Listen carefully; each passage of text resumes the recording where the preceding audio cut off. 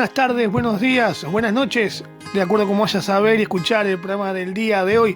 Este es el programa número 87 de Palabra de Pueblo, Voces de los de Abajo. Este es el día número 9 de agosto del 2020 y esta es la tercera temporada ya de Palabra de Pueblo, Voces de los de Abajo. Así que le damos la bienvenida a los que se suman en el día de hoy y las gracias a los que nos siguen semana tras semana. Así que les paso a contar cuáles son nuestras redes sociales para que puedas ver los programas anteriores. Estas son Facebook, Palabra de Pueblo, Instagram, @Palabra de Pueblo, Twitter, @Palabra Pueblo y también nuestro canal de YouTube, Palabra de Pueblo. Así que ahí puedes ver y revivir los programas anteriores de Palabra de Pueblo, Voces de los de Abajo. Los temas que vamos a tratar en el día de hoy son los siguientes. El primero será que se cumple un nuevo aniversario, mejor recordatorio podemos decir, de lo que fue el asesinato del obispo Angelelli, ¿no? Así que con la importancia que tuvo él y lo poco claro que fue, lo que podemos decir que sí, que fue su asesinato. Así que ese es el primer tema. El segundo tema que hablaremos será recordar también a un presidente radical, Arturo Humberto Illia, y lo que fue su gobierno y cómo finalizó, desgraciadamente, su presidencia. Para finalizar, el tema que desarrollaremos hoy será lo que se cumple justo un 9 de agosto, que es el Día Internacional de los Pueblos Indígenas del Mundo. Así que recordaremos lo que está pasando con estos pueblos ancestrales nuestros y hoy es el día que se recuerda a nivel mundial. Así que esta ha sido la presentación del programa número 87 de Palabra de Pueblo, Voces de los de Abajo, del día 9 de agosto del 2020. Lo primero que vamos a tratar es lo que hemos anunciado al inicio del programa y es lo que tiene que ver con el obispo Enrique Angelelli. Enrique Angelelli, su nombre completo era Enrique Ángel Angelelli, nacido el 18 de julio de 1923 en la ciudad de Córdoba, ¿no? Él fue obispo católico y fue asesinado por la dictadura que habíamos anunciado anteriormente, ¿verdad? Fue padre conciliar, ¿no?, en el Concilio Vaticano II, durante el cual apoyó públicamente las posiciones renovadoras. Cabemos decir que en ese momento también estaba lo que se llamaba la opción por los pobres y lo que fue iniciándose como la teología de la liberación. Así que fue importante su participación allí. Fue designado obispo de la diócesis de La Rioja el 3 de julio de 1968, lo que hizo que la diócesis comenzara a incrementarse significativamente el número de sacerdotes y parroquias durante su ministerio episcopal, ¿no? Se caracterizaba por su fuerte compromiso social. Formó parte del grupo de obispos que se enfrentó a la dictadura militar que se inició en el 76 y que fue autodenominada Proceso de Reorganización Nacional. Su muerte fue desgraciadamente acaecida ese mismo año, en el 76, presentada por las autoridades militares como un accidente automovilístico, lamentablemente, y siempre, se sospechó que se trató de un asesinato encubierto, hasta el 4 de julio de 2014, cuando transcurrieron 38 años, donde Luciano Benjamín Menéndez, el general Menéndez, y Luis Fernando Estrella fueron condenados a cadena perpetua, acusados de haber provocado la muerte del obispo. En junio del 2018, la Iglesia Católica anunció su reconocimiento de que la muerte de Enrique Angelelli, como también la de los sacerdotes Carlos de Dios Murias y Gabriel Longville, y del laico católico Wenceslao Pernera, los cuales tuvieron el carácter de martirio en odio de la fe, ¿no? Lo que meritaba entonces la beatificación. En el año 2019 la Iglesia Católica reconoció oficialmente que la muerte de Enrique Angelelli tuvo el carácter de martirio y fue así anunciado también su beatificación. El 27 de abril, justamente del 2019, junto a sus compañeros Carlos Dios Muría y Gabriel Longville fueron beatificados. Gabriel Longville, Carlos de Dios Muría y Wenceslao Pernera, el laico católico, habían sido asesinados por un grupo de tareas de la dictadura militar que se inició en el 66 y el obispo Enrique Angelelli estaba investigando este asesinato, lo cual le causó la muerte ya que fue amenazado en varias oportunidades. Ese final lamentable ocurrió el 4 de agosto y por eso nosotros recordamos lo que pasó con el obispo del pueblo a través de lo que fue un poema que él escribió para su pueblo. Así que lo vamos a escuchar a continuación. Honduras de quebradas y silencios, arenales sedientos y bravíos, cardonales vigías en horizontes, lloros de cerros escondidos. Así es el alma de mi pueblo, así es el alma de mi pueblo, así es el alma de mi pueblo, así es el alma de mi pueblo. Promesante con fe de peregrino, caminante incansable de recuerdos, alforja cargada de esperanzas, con el ritmo del tum-tum de las cajas. Así es el alma de mi pueblo, así es el alma de mi pueblo, así es el alma de mi pueblo, así es el alma de mi pueblo, así es el alma de mi pueblo, así es el alma de mi pueblo, así es el alma de mi pueblo, así es el alma de mi pueblo.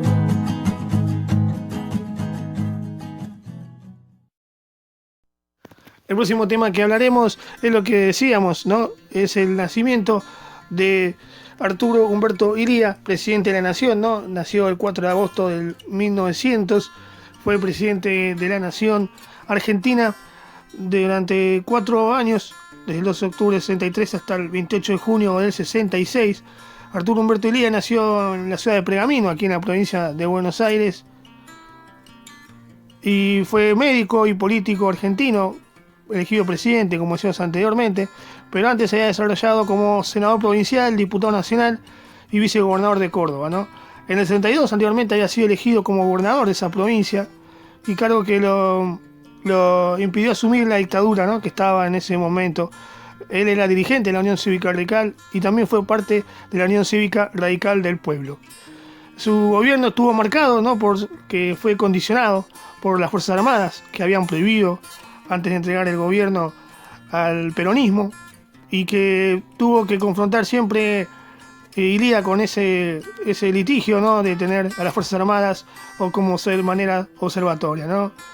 Destinó un presupuesto nacional del mayor casi de la historia, del 23% de la historia, lo que destinó a la educación. Tuvo un gran baja de la desocupación en su gobierno, también la deuda externa. Llevó un gran plan de alfabetización. Estableció leyes como, por ejemplo, el salario mínimo vital y móvil y la llamada ley de medicamentos, ¿no?, también conocida como ley Oñativia, ¿no? Su confrontación y su total condicionamiento siempre por los militares derivó en lo que fue un nuevo golpe de Estado, ¿no? Luego una terrible campaña en contra de él mediática, y hizo esto que Juan Carlos Onganía, general del ejército, termine derrocándolo al presidente Arturo Humberto Illia. Bueno, así que recordamos en un video al presidente que fue uno de los honestos, más honestos de la historia argentina.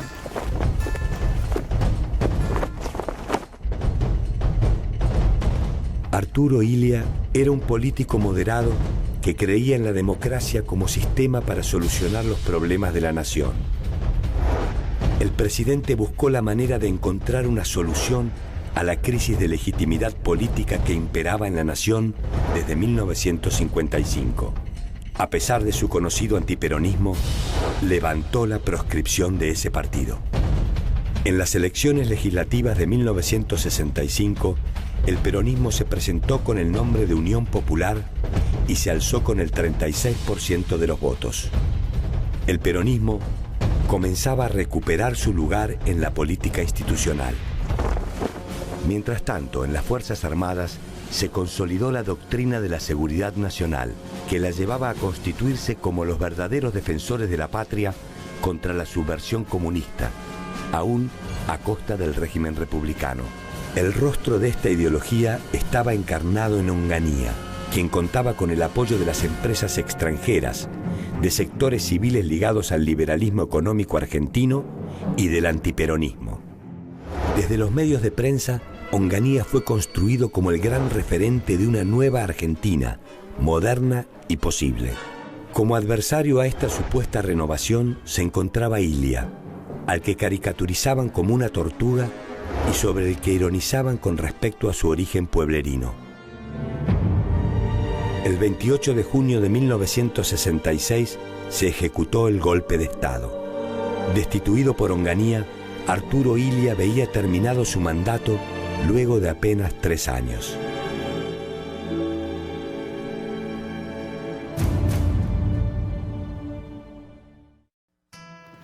El último tema que trataremos en el programa de hoy es el Día Internacional de los Pueblos Indígenas. Un 9 de agosto, o sea, hoy, se cumple otra vez más esta celebración de este día, ¿no? Y tiene que ver con que fue proclamado por la Asamblea General de las Naciones Unidas en la fecha conmemorativa de la que fue la primera reunión del Grupo de Trabajo sobre las múltiples poblaciones de pueblos originarios y que se dio en el año 1994, ¿no? Los pueblos indígenas conforman más de 5.000 grupos distintos en 90 países y constituyen 370 millones de personas más o menos, y son más del 5% de la población mundial, ¿no? Sin embargo, se encuentran en poblaciones y lugares desfavorecidos, son generalmente vulnerables y representan el 15% de los más pobres que se encuentran en la indigencia a nivel mundial, ¿no?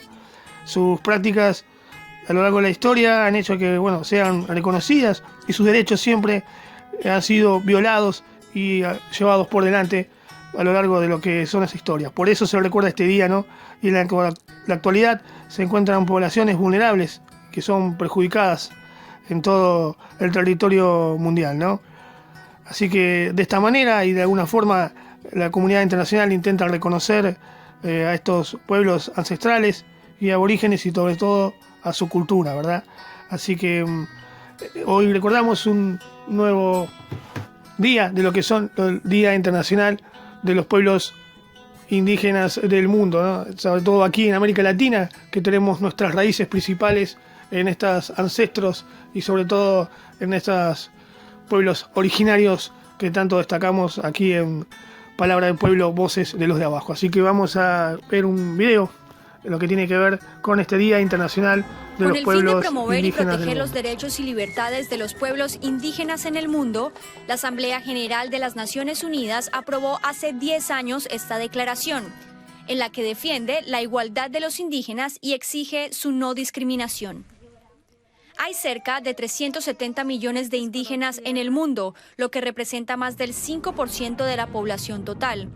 Pero según la ONU, se trata de una de las comunidades más vulnerables, víctimas de la marginación y pobreza, entre muchos otros problemas. Más de 45 millones viven en Latinoamérica, con 830 pueblos en toda la región. Hemos tenido, por el contrario, grandes prejuicios en seguridad, en alimentación, en abasto, en producción, en ingreso económico, en migración, en violencia, en inseguridad, en miseria, en desempleo. A pesar de que en el mundo los indígenas hablan unas 7.000 lenguas, la pérdida de los dialectos es una constante. Otra de las grandes dificultades es el desplazamiento forzado y la pérdida de sus tierras. Nosotros estamos acá participando en este proceso como cada año por nuestra resistencia, por mantener vivas nuestras raíces, por recuperar nuestros territorios. Pero, ¿cómo preservar sus costumbres, tradiciones y cultura? Esto es lo que busca el documento de las Naciones Unidas, el cual pretende además que los estados reconozcan dichas poblaciones, que las mujeres dejen de experimentar una doble discriminación por su etnia y género y que los niños y jóvenes tengan acceso a la educación. Tras 10 años de la declaración, los desafíos para reconocer a los pueblos indígenas, los cuales contribuyen a la diversidad y riqueza de las civilizaciones, siguen sobre la mesa.